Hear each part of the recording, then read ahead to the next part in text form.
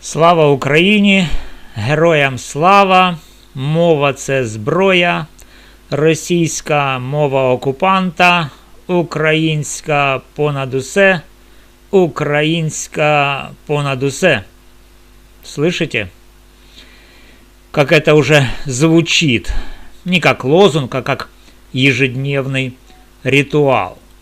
Как автоматическая подпись под каждым постом. Как обязательный рефрен в каждом телемарафоне. Как вопрос на допросе в ТЦК, в суде, в очереди в аптеке. Мова державна, суржик зрада, російськомовні або вчить, або валіть. Переходь на українську, бо інакше ти посібник ворога.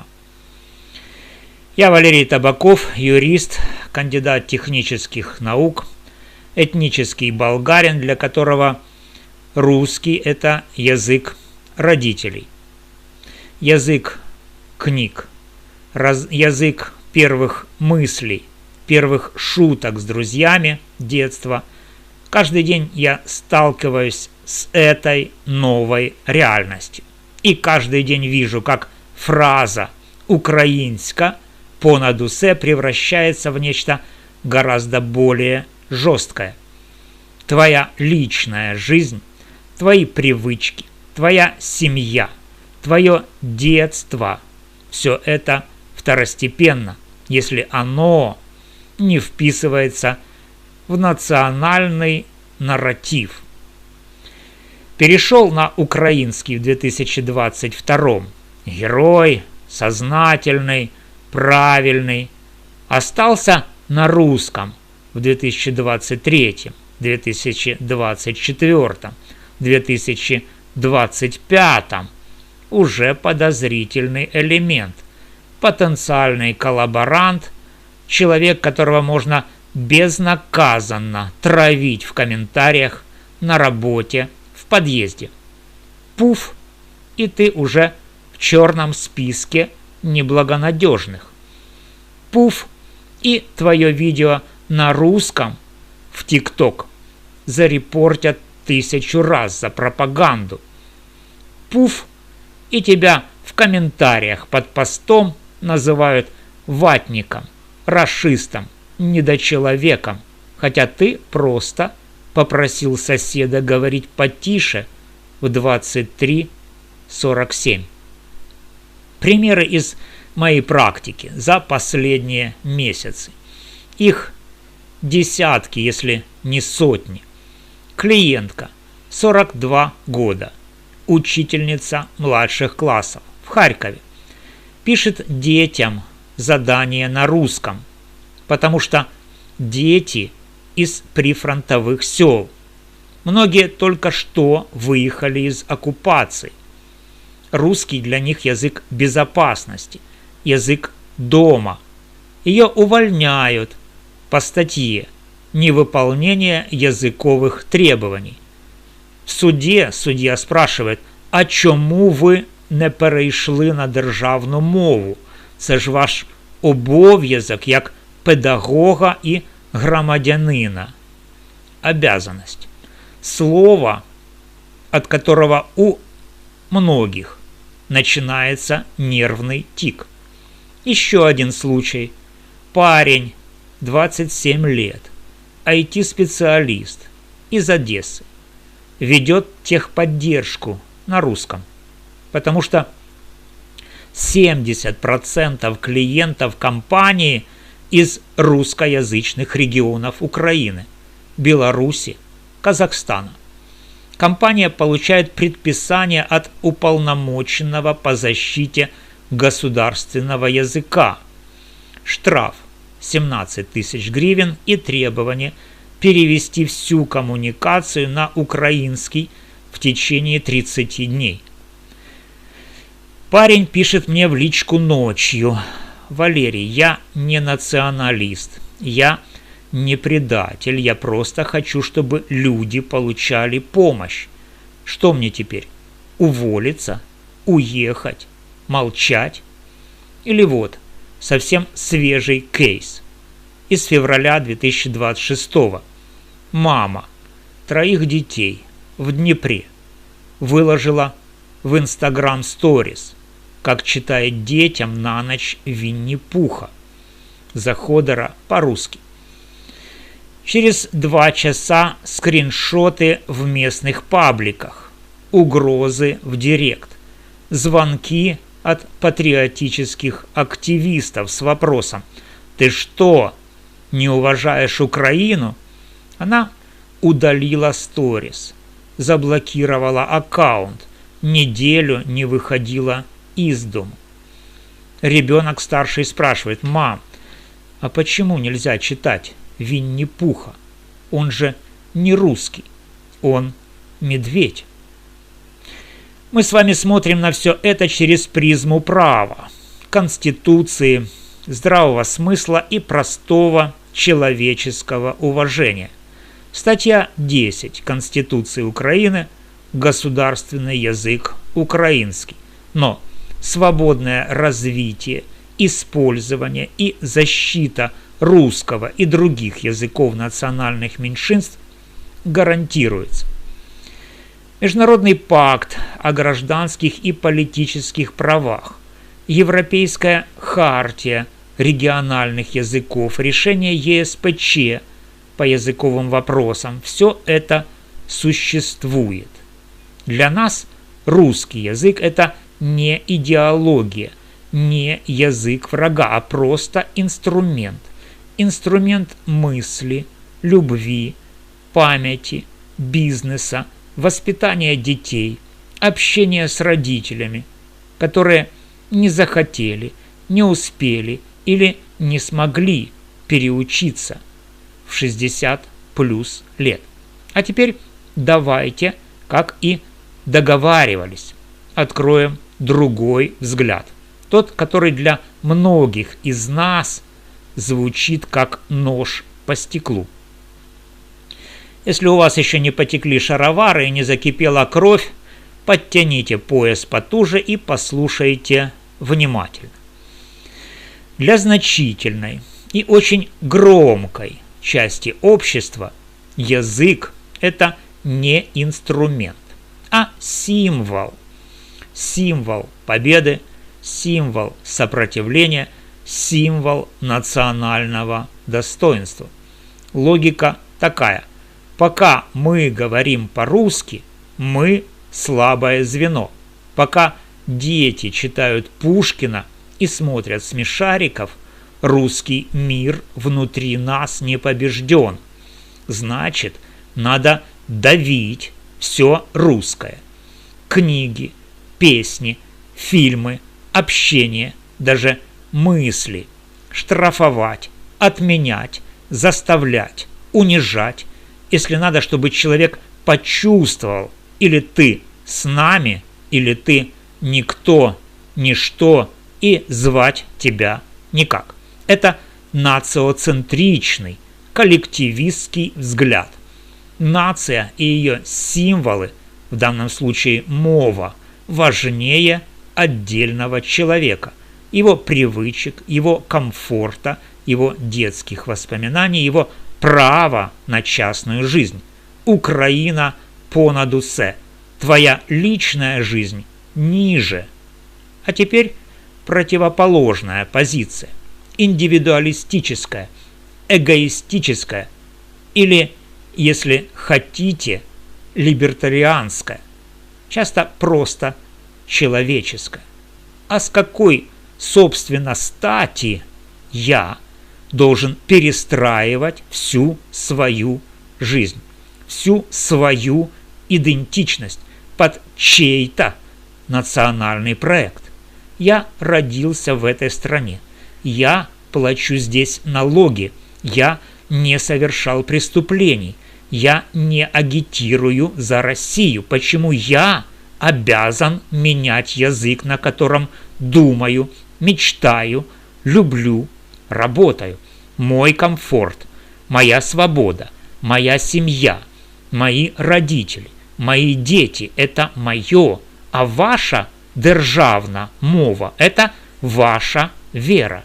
не заставляйте меня в нее креститься под угрозой штрафа, блокировки счета или общественного поношения. И вот здесь возникает классический конфликт ценностей. Націоналіст говорить: ти мусиш, бо інакше зрада, бо ти послаблюєш фронт, бо ти допомагаєш ворогу. Індивідуаліст парирує: а мені байдуже, це ваші цінності. Я не просил у вас разрешения говорить по-русски. Оставьте меня в покое, и я оставлю в покое вас. А что, если все начнут так думать? Кто будет защищать мову? Кто будет ходить на языковые курсы? Кто будет стучать на соседей? Ответ этих людей обычно очень простой и честный. А мені все одно. Хочете чисту мову? Робіть це самі.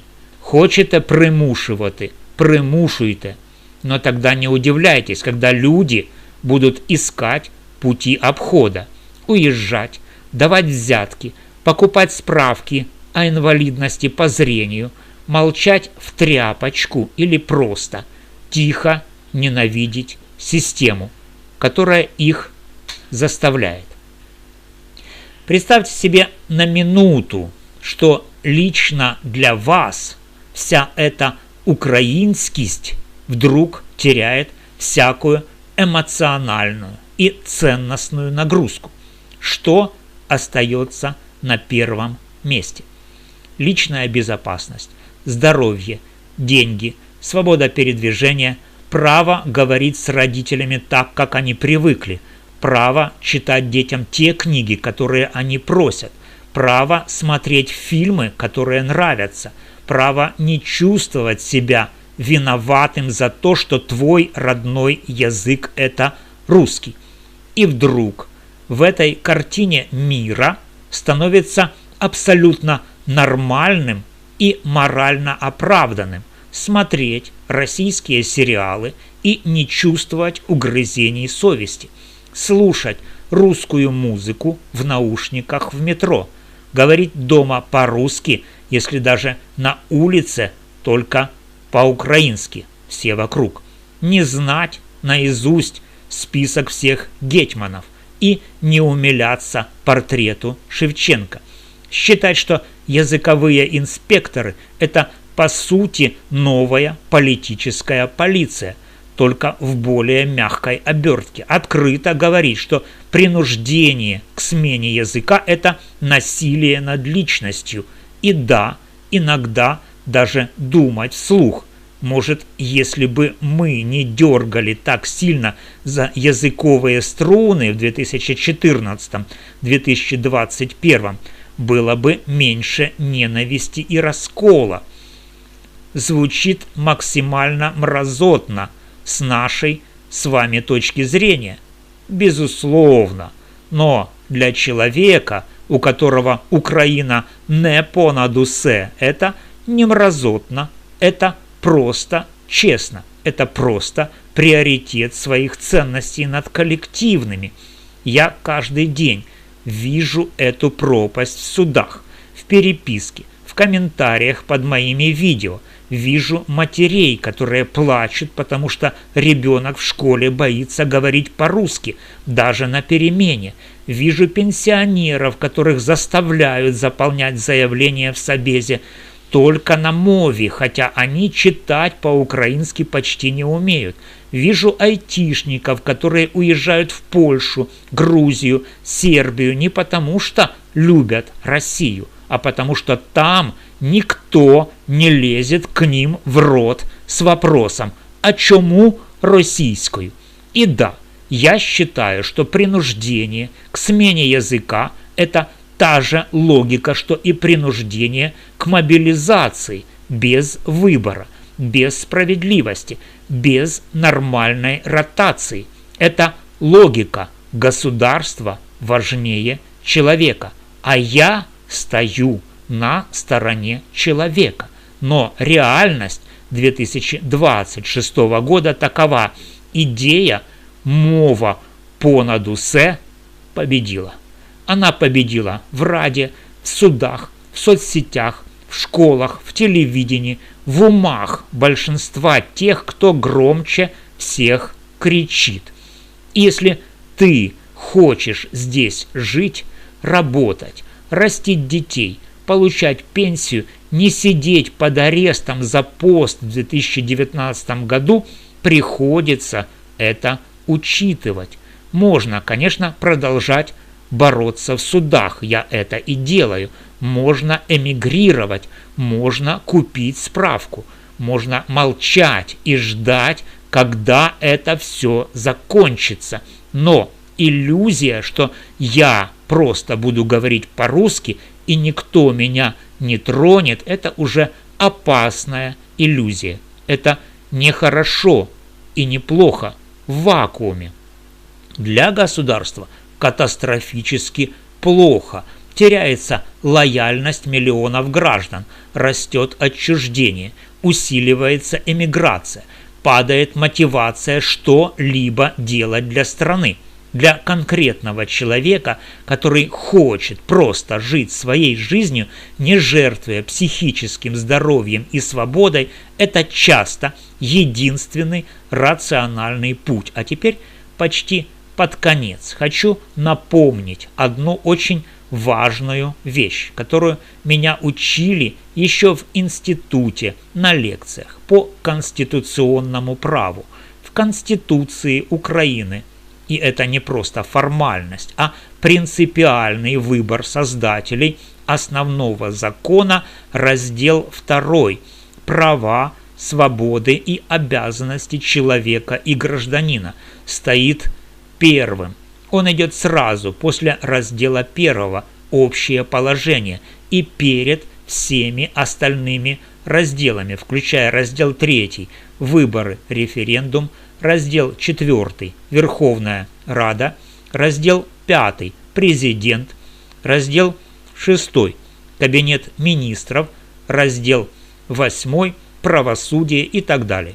Государство, его органы, его символы, его язык, все это появляется в Конституции после прав человека. И это не случайность, это осознанная иерархия ценностей. Человек и его права первичны, государство вторично. Оно существует для защиты этих прав, а не наоборот. Когда мы начинаем ставить державу, мову, нацию выше конкретного человека и его фундаментальных прав, мы переворачиваем эту иерархию с ног на голову. И именно тогда начинаются все те трагедии, которые мы видим сейчас. Принуждение, травля, отчуждение, эмиграция мозгов и сердец. А ярчайший пример того, к чему приводит доведенный до абсурда национализм в языковой сфере, это дело об убийстве Ирины Фарион и обвиняемого Вячеслава Зинченко.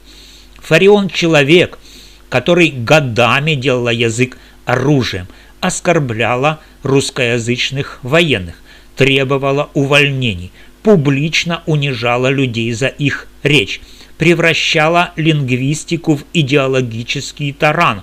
Ее убили в июле 2024 во Львове.